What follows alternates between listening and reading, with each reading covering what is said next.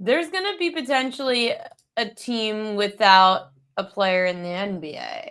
I mean, Tyrese Haliburton, this is massively concerning, coach, that he has a suffered strained right calf. We're not sure the extent of it yet. I was looking at the Pickett lines, which tells us the best lines out there in the market, and you're seeing OKC still -6. Feel like that number is still too hefty if Hallie's not 100%, nonetheless, potentially not even playing. Yeah, listen, Indiana is so good, particularly with the second group. Folks, remember, Indiana made that run in the third quarter, in the fourth quarter, with him on the bench. It was TJ McConnell in that third quarter that scored, I think, 13 points, but fucking nuclear. And anytime a little white dude is yelling at a bunch of brothers, you can't guard me. I am for the moment because I thought it was absolutely fantastic. And shout out to TJ McConnell. He's like a goddamn pest. But to me, I look at the game right now and thinking if Indiana's going to win, they're going to have to slow the game up, and they actually may be better on the defensive end without Haliburton playing a ton because he is like, what did Pat Beverly call Chris Paul? A cone. He's a cone, which you put a cone down, the cone don't move, you make your move, and then you go from there. So Tyrese Haliburton's not a strong defender. So to me, I'm looking more at the under. If you think the game is going over, then I would just bet the OKC team total over and just parlay it with the -6. Me, I know that Indiana. Well, here's the thing with OKC. Yeah. OKC, it feels like if you want to bet a team total over, now is the time to bet it before we find out more about Hallie. Or if you want to bet OKC at all, then you bet it now. Mm-hmm. Or are you going to advise people, like, what is it the best move to bet things now? If you want to make a pregame wager, Ariel, it is now because it's going to move another point to a point of maybe 2 points. You think Haliburton really is going to risk not playing? I don't see what. Listen, I'm going to say something that I'm going to sound like an asshole. He played 30 some odd minutes. He looked fine running up and down the floor. Then he got off the floor, it looked like he got shot in the legs. I don't know. But I'm also a Knicks fan that's fucking pissed off that this guy sent me home 2 years in a row. So you can't really give. I can honestly not give an unbiased opinion. Honestly, it's a little bit of karma for the choking. Yeah, maybe. And then good point by Sean, because I think it has been baked in a little bit because it has moved since this morning when I did the early line with Joe Ranieri and Donnie Rightside. So yeah, I mean, I don't know how much more it moves. Listen, I think Indiana is still a dangerous team.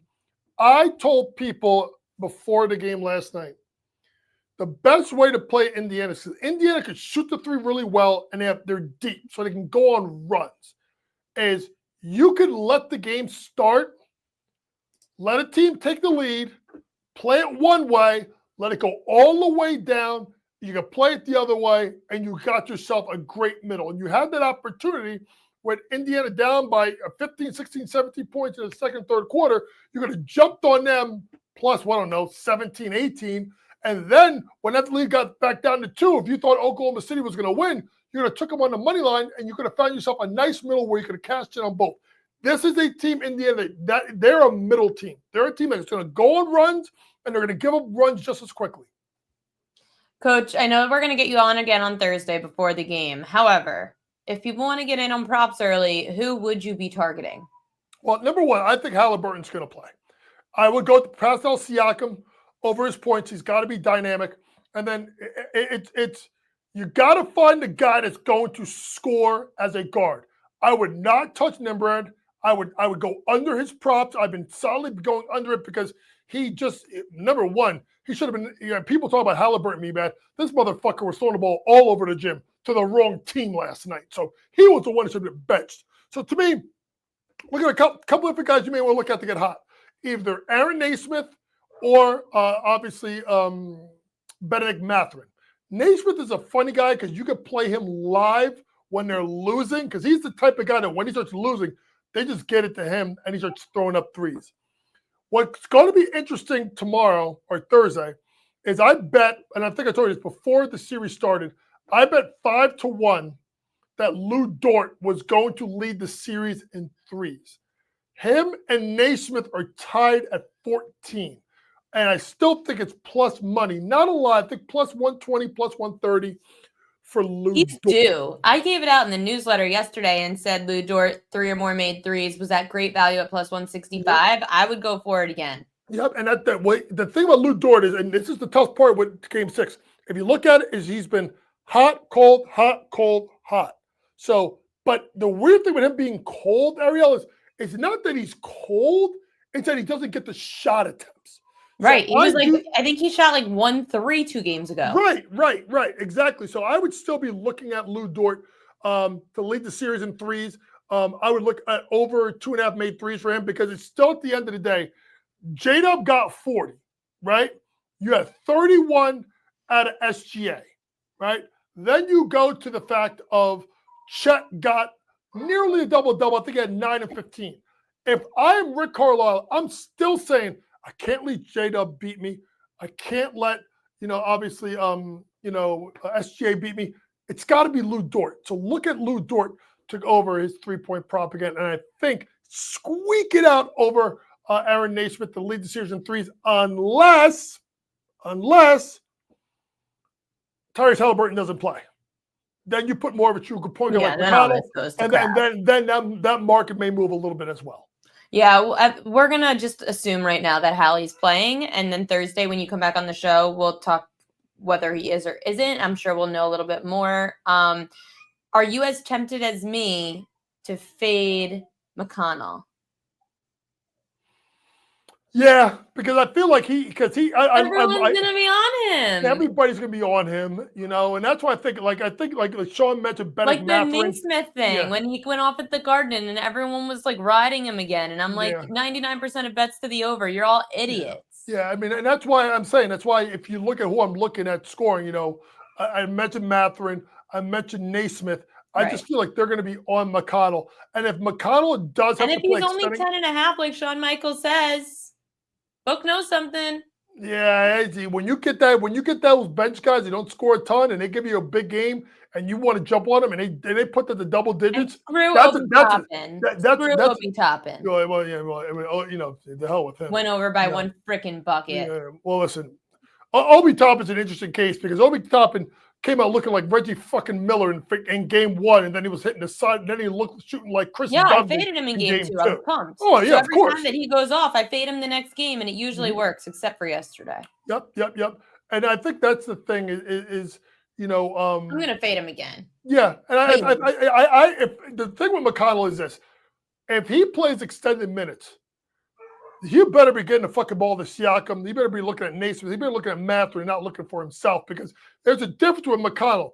When he's with those bench guys, he's got to carry the load for Ben Shepard, so on and so forth, or if they're not playing Bennett Mathurin. But if he's in there with Pascal and he's been there with Aaron Naismith and you get that pick and pop threat and Miles Turner, fuck, you best be damned. You better be giving them the goddamn ball. I gotta let you go, but before I do, we do have everyone calling you Unc now. I probably will get in trouble on social media for that. So no. You're allowed. Thanks. They're gonna cut that part out and cancel me. What do you think of the first half Liberty first half Lynx money line parlay? Hey, at the end of the day, let's keep it real. I trash Angel recent times in the Chicago Sky. By the way, yes, I have forgot to say they're still the worst fucking team in the WNBA. I don't give a fuck how many wins they got, including that. And by the way, let me say this real quick. Congratulations to Angel Reese on your triple-double. But if you really watch the game, the reason why they won the game was they unlocked Haley Van Lith. Shout out to HBO getting 16 points and 5 rebounds. But for that, in regard to that money line parlay, yeah, I can see that. I mean, it's going to be a big game for the Liberty. Liberty should be in a bad mood. John Paul Jones should be back. And let me tell you something.